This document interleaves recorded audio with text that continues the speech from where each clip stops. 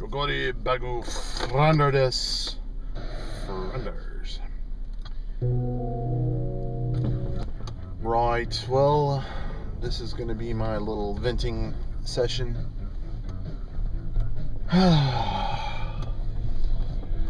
And my well-wishing wishes out to Japan.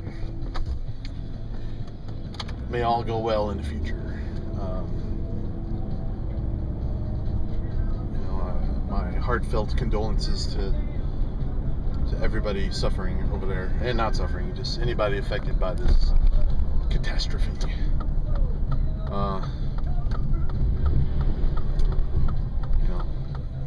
Pull together and just y'all doing fine. Y'all doing what you're supposed to do, and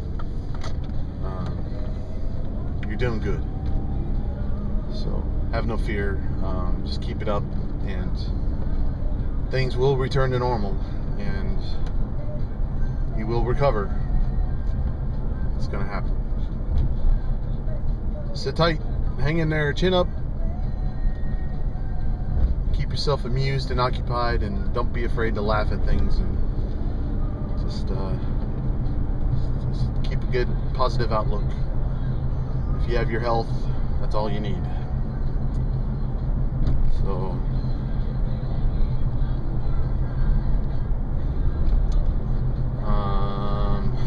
I would love to be over there with y'all and to help, but for now I guess I'll just donate. I got going to eat sushi here, and they have like a little collection bowl, and they're donating it to what do you call it, Red Cross, since I'm too lazy to actually get online and donate that way. Just do it this way. A little cash, no problem. Anyway, so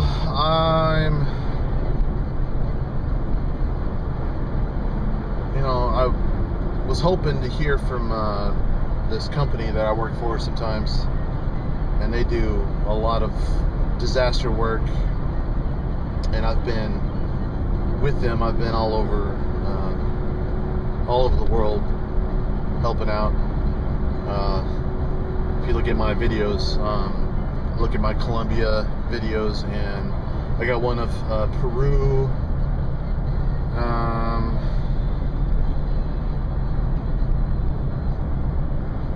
I did go to Santo Domingo,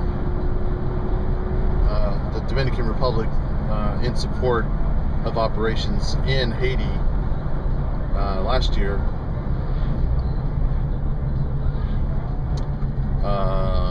But that was before my YouTube days, really, and I didn't really make any videos or shoot any footage for that. But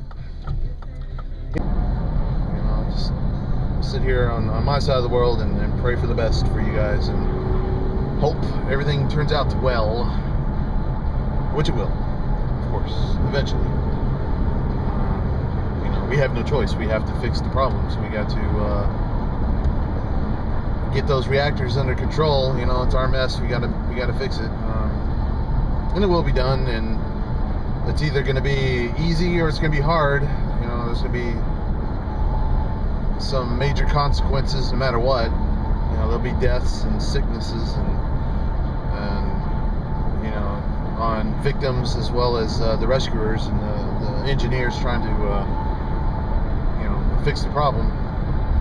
There's going to be some suffering. But if from all this we can learn some lessons and build a better mousetrap next time, build a better toaster, as I said earlier, then maybe we can salvage and make something good come from this. There'll be lessons learned, and the next time. It just seems like to me, they're like, oh well, it was built to withstand a tsunami, but not a tsunami of this magnitude. That's kind of like around here, we have hurricanes. So on the seawall, around Galveston, on the coast here, they build things up to a certain category storm, but it's just like to me, you know, it's like they're just being cheap. You know, it's like, oh, we'll just build up to a Category 4 storm and hope that does it, you know, and then, you know, when the Category 8 or 7 or 6 or whatever blows through and destroys everything, it's like, well, I guess we should have spent the extra couple of bucks, you know, and built a better seawall. You know, in this case, you know, they maybe, you know, they're like, well, you know, what's the odds of a, you know, a tsunami of this magnitude ever happening? So we'll just meet them in the middle and spend half and, you know, save some money, whatever. You can't go cheap. It's like plastic surgery and buying boobs, you know. You don't go cheap because they look crappy afterwards. Bad analogy, I guess, but, you know, this is some things you don't skimp on. Okay, that's all I'm saying. But I don't know if that's the case. You know, who knows? You know, they could have built a facility to withstand, you know, Category billion tsunami, and it still could have failed. You know, there's Murphy's Law and all kinds of things that happened that, you know, just out of control, or out of anybody's control. It's just, as I say, shit happens. So, who knows? But I'm sure they're doing their best, and we're getting all the help and expertise possible. Everybody's just got to be patient. These things don't resolve themselves all that quickly, and, you know, there's got to be assessments. I'm sure, you know, that the experts are arriving on sites, and then, you know, they need special equipment. You know, that's radiation there. It's not like they can just walk on in and you know, poke around like a, you know, like a mechanic and say, oh, you need a new carburetor. And, you know, they gotta figure stuff out, and it's just too hot to get in there, so they need robots probably to get in there and look at things, and you know, photographic equipment, video equipment to look at things and assess what's going on. And then they got to actually get in there and physically do stuff. And, you know, depending on how hot those rods are, you know, in my understanding of radioactivity, it's, you know, someone's got to go in there and do it. And I don't know if we have the suits and the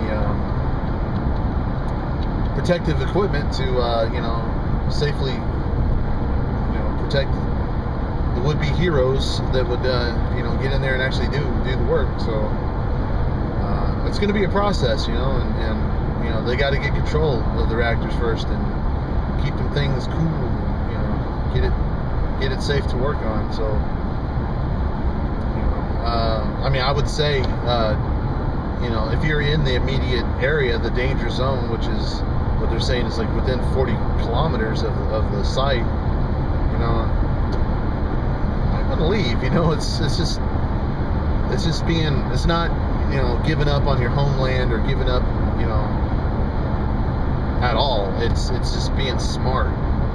You know, if you're not part of the solution, you're part of the problem. So, you know, if you're there and it's, you know, then it's a possibility, you know, you have to be sick. So not only that, I guess you don't like my suggestion there. No, anyway, so, you know, not only are you there, you know, do they have this reactor problem with radiation and everything, now they have to also consider, you know, the locals and your safety, or their safety. So, you know, this just would be one less thing. So, you know, it just might be, you know, if you can, on your own, just, if you got family somewhere, or have the means to get out and, you know, stay somewhere else, you know, maybe just right on the other side of a mountain range would be enough. You don't have to go all the way down to Okinawa, you know, or all the way up to Sapporo. You know, just put some rocks between you, and that might be enough. You know, and maybe the governments ought to consider just an arbitrary evacuation, just mandatory, just do it, you know, because down the road, you you know, logistically it may be tough at first, and you know, where are you going to put refugees and evacuees and stuff? What do you do? But in the long run, you know, their health is very important. So you know, I think it would be worth it. But that's that. So we'll see what happens. You know, this is the Earth. You know, this is the Earth is expanding and it's still growing, and you know, whether we're here or not, these things are going to happen. Tsunamis and earthquakes, and you know, it's just, I don't know if you can see a pattern per se, but I think it's obvious to me that, you know, things are happening, and they're not over yet. Like you know, it started, you know, it's been starting with earthquakes all over, but you know, that the big one in you know, Haiti, in Chile, was going around. Then you had volcanoes going. Then you have the Christchurch, New Zealand quake. Other ones in the same area of the last tsunami, the Sumatra area. You've had quakers in there, and then, you know, and then this one. So, you know, the Earth is pretty active these days, and I think it'd just be stupid for everybody who lives close to a fault line not to be prepared anywhere. You know, so far in the States we've been lucky, but you know, everybody, you know, it's the big famous saying is San Andreas fault line. You know, if it's the big one, you know, California will slide off into the ocean. They'll have beachfront property in Nevada. You know, hey, it could happen. You know, so I mean, there's really nothing you can do other than if you survive the first wave. You know, be prepared, have some clothes ready, have supplies ready, and just have a plan, really. So you just don't panic. You don't freak out and, you know, become a hazard to yourself just because of lack of forethought and planning. I don't know. But that's just my scumbag 2 cents, and I guess I'll shut up now. So good luck to everybody. Hang in there. You know, like I said, you're doing great. I don't think you could possibly do better. I've been at ground zero for a couple of the major world disasters, and y'all doing great. I think you're doing an exemplary job, and you know, it's going to show later on. It's going to pay off, and you guys are going to really, you know, shine at the end of all this. Be world leaders. You know, you're gonna have these lessons learned, and be able to show the rest of the world, you know, how it's done. So, good luck to everybody. Stay safe. I'm thinking about you, and you know, if I can send y'all anything personally, any of my YouTube buddies, if you need anything, you know, if the mail service is going, yeah, let me know. We're doing okay over here, so it wouldn't be no big deal. I'll send y'all a care package. Diet Cokes for everybody.